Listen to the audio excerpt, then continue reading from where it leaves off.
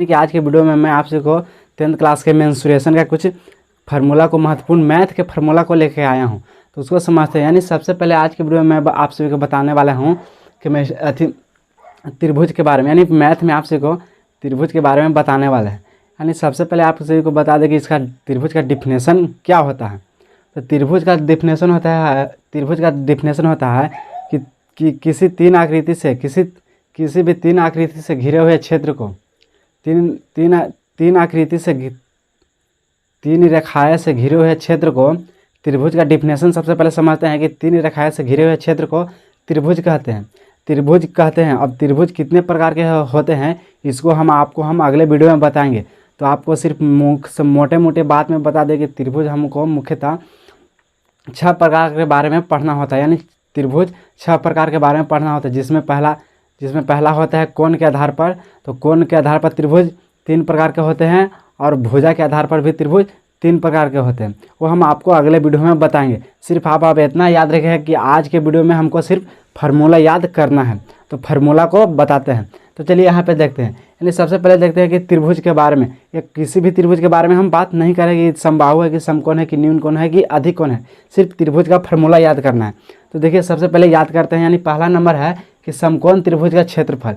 यानी कि आपसे इसे पूछते हैं कि बताइए समकोण त्रिभुज का क्षेत्रफल क्या है। तो समकोण त्रिभुज का क्षेत्रफल हो जाएगा 1/2 गुना आधार गुना ऊंचाई। समकोण त्रिभुज का क्षेत्रफल 1/2 आधार गुना ऊंचाई। यानी कि ये नीचे वाला होता है, उसको जो नीचे रहता है उसको बेस बोलते हैं, और ऊपर जो रहता है उसको ऊंचाई बोलते हैं। यानी कि नीचे को आधार, ऊपर को ऊंचाई बोलते हैं। तो समकोण त्रिभुज का क्षेत्रफल 1/2 आधार गुना ऊंचाई। अब अगला है किसी त्रिभुज का क्षेत्रफल। यानी किसी भी त्रिभुज का हमको अगर क्षेत्रफल निकालना है तो हीरोन सूत्र से निकालेंगे √अंडर s into S minus A into S minus B into S minus B. जहाँ पर ए बी सी है जो भुजाएं हैं, यानी ए बी सी जो है वह भुजाएं हैं। अब अगला नंबर देखते हैं समबाहु, यानी समबाहु त्रिभुज का क्षेत्रफल। तो समबाहु त्रिभुज का क्षेत्रफल हो जाएगा हम लोग का, समबाहु त्रिभुज का क्षेत्रफल हो जाएगा √3/4 गुना भुजा स्क्वायर, √3/4 गुना भुजा स्क्वायर। अब अगला नंबर देखते हैं त्रिभुज की परिमिति। यानी कि त्रिभुज की परिमिति हमको निकालना है। तो त्रिभुज का परिमिति हो जाएगा a + b + c, यानी a + b + c।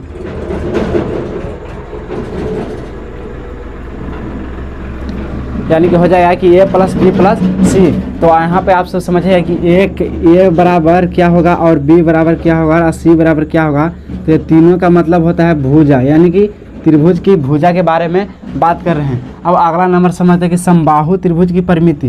यानी कि समबाहु त्रिभुज की परिमिति क्या होती है। तो समबाहु त्रिभुज की परिमिति 3 गुने भुजा होती है। अब आगे समझते हैं आयत के बारे में। यानी आयत को रेक्टेंगल, इंग्लिश में रेक्टेंगल और हिंदी में आयत बोलते हैं। तो आयत का फार्मूला किस तरह से याद करते हैं उसके बारे में समझते हैं। तो आयत का हो जाएगा कि आयत का सबसे पहला नंबर फार्मूला होता है कि आयत का क्षेत्रफल बराबर, यानी ये जो डायग्राम देख रहे हैं ये पहला था त्रिभुज के बारे में, ये दूसरा हो गया हम लोग को आयत के बारे में। तो आयत के बारे में समझते हैं कि आयत किसे कहते हैं। तो वैसी आकृति जिसकी आमने सामने की भुजा आपस में बराबर हो।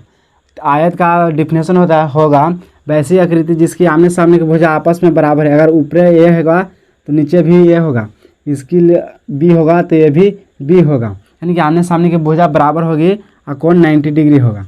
इतना आप तो समझ गए। आयत का परिभाषा तो आप सब जानते होंगे। अब इसका क्षेत्रफल समझते हैं। तो यानी कि आयत का क्षेत्रफल बराबर फार्मूला होता है लंबाई गुना चौड़ाई। इसको हम लिख सकते हैं L गुना B भी, यानी लंबाई को L से और चौड़ाई को B से भी सूचित किया जाता है।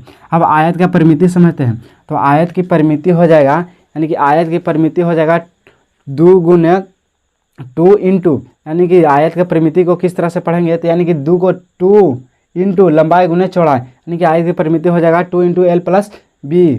अब आगे समझते हैं कि आयत का विकर्ण बराबर, यानी कि आयत का विकर्ण का मतलब होता है कि अगर आयत का विकर्ण का मतलब कहा जाए कि यानी कि कमरे में सबसे अधिक, मान के चलिए कि हमको एक कमरा में एक छड़ को रखना है, तो किस तरह से सबसे अधिक दूरी तक हम छड़ को, सबसे लंबी छड़ को रख सकते हैं। तो अगर हम छड़ को इस तरह से रखते हैं तो ये क्या सबसे ज़्यादा दूरी पर रखाएगा? नहीं, हमको रखना पड़ेगा तो छड़ इस तरह से रखाएगा, छड़ इस तरह से रखाएगा जो सबसे लंबी होगी। तो इसी को हम लोग क्या बोलते हैं? विकर्ण। इसी को हम लोग विकर्ण बोलते हैं। ये विकर्ण हो जाएगा आयत का, अगर वर्ग में रहेगा तो वर्ग का विकर्ण हो जाएगा। उसी तरह से हो जाएगा आयत का विकर्ण बराबर रूट अंडर लंबाई के स्क्वायर प्लस चौड़ाई के स्क्वायर। आयत का विकर्ण हो जाएगा रूट अंडर लंबाई के स्क्वायर प्लस चौड़ाई के स्क्वायर। अब उसी तरह से समझते हैं वर्ग, यानी वर्ग किसे कहते हैं? तो वर्ग वैसे आकृति जिसकी सभी भुजा आपस में बराबर हो, जिसकी सभी भुजा आपस में बराबर हो।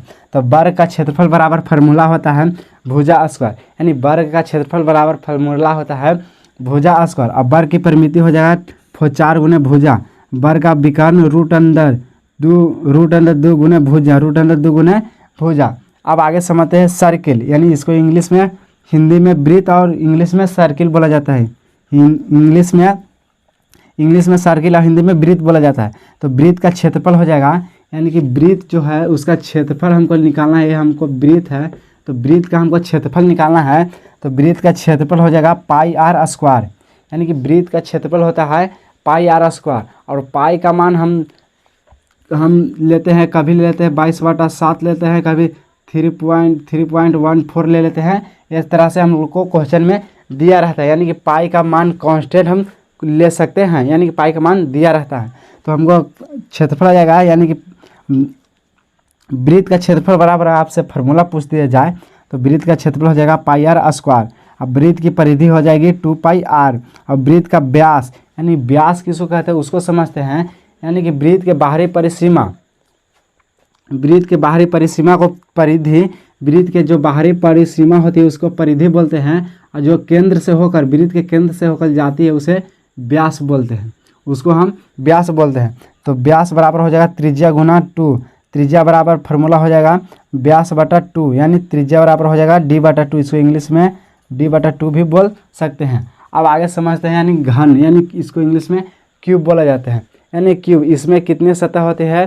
तो इसमें से 6 सतह होती है और 8 किनारे होते हैं, 12 फलके होती हैं। तो समझते हैं घन का आयतन बराबर, यानी घन का आयतन बराबर होता है भुजा क्यूब, घन का आयतन बराबर होता है भुजा क्यूब। घन का विकर्ण बराबर होता है रूट अंडर 3 गुना भुजा। घन का संपूर्ण पृष्ठ का क्षेत्रफल 6 गुने भुजा स्क्वायर होता है। अब इसी तरह से समझते हैं घनाभ का, यानी क्यूबॉइड, यानी क्यूबॉइड के बारे में। तो घनाभ का आयतन होता है, घनाभ में होता है लंबाई चौड़ाई ऊंचाई। आयत में हम लोग लंबाई और चौड़ाई पढ़े, लेकिन घनाभ में हो जाएगा लंबाई चौड़ाई ऊंचाई। तो घनाभ का आयतन हो जाएगा लंबाई गुने चौड़ाई गुने ऊंचाई। अब लंबाई, यानी लंबाई बराबर हम लोग का फार्मूला हो जाएगा आयतन में। अगर पूछ दिया जाए कि बताइए घनाभ का लंबाई बराबर, तो आयतन बटा चौड़ाई गुने ऊंचाई, चौड़ाई गुने ऊंचाई।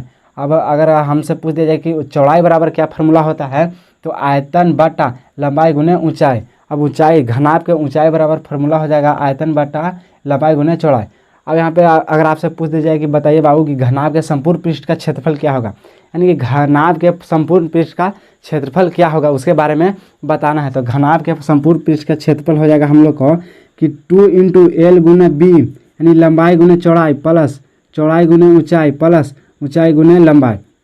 यानी घनाभ के संपूर्ण पृष्ठ का क्षेत्रफल हो जाएगा 2 × L गुने B प्लस B गुने H प्लस H गुने L हो जाएगा।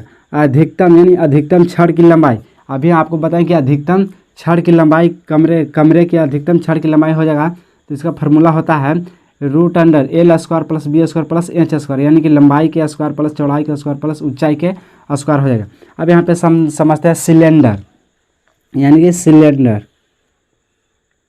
सिलेंडर के बारे में समझते हैं। तो सिलेंडर का हिंदी में बेलन बोलते हैं, सिलेंडर को हम लोग हिंदी में बेलन बोलते हैं। और सिलेंडर की परिभाषा और कितने प्रकार के होते हैं इसको हम इसके हम एक चैप्टर में बताएंगे। सिर्फ आपको आज हम सिर्फ फार्मूला को याद करवा रहे हैं, कल से हम आपको इसके बारे में बताएंगे। तो बेलन का संपूर्ण वक्र पृष्ठ का क्षेत्रफल हो जाएगा, जो अंदर का होता है बेलन का वक्र पृष्ठ का क्षेत्रफल हो जाएगा 2 पाई RH। बेलन का वक्र पृष्ठ का क्षेत्रफल 2 पाई RH। और आयतन, यानी बेलन का आयतन पूछ दिया जाए तो इसका फार्मूला होता है पाई R स्क्वायर H, यानी कि पाई R स्क्वायर H। वृत्त में हम लोग क्षेत्रफल निकालने थे पाई R स्क्वायर, इसमें हो जाएगा H जुड़ जाएगा, यानी कि पाई R स्क्वायर H, पाई R स्क्वायर H हो जाएगा। आयतन, अगर आपसे पूछे कि बताइए बेलन का संपूर्ण पृष्ठ का क्षेत्रफल, तो 2 पाई R × R प्लस H, दो सतहों का क्षेत्रफल, यानी पाई R स्क्वायर, पाई R 2 पाई R स्क्वायर। शंकु, यानी शंकु हो जाएगा, शंकु को इंग्लिश में हम लोग कोन बोलते हैं। तो शंकु को हम लोग इंग्लिश में क्या बोलते हैं? कोन। उसका फार्मूला हो जाएगा तो शंकु का वक्र पृष्ठ का क्षेत्रफल हो जाएगा पाई आर एल, यानी कि पाई आर एल। शंकु का संपूर्ण पृष्ठ का क्षेत्रफल होगा pi R into R plus L. आयतन यानी शंकु का आयतन बराबर हो जाएगा, शंकु का आयतन बराबर हो जाएगा 1/3 into pi R square H. तो आप सभी से आशा करेंगे कि आपको भी वीडियो अच्छा लगे तो हमारे यूट्यूब चैनल को लाइक और सब्सक्राइब जरूर करें।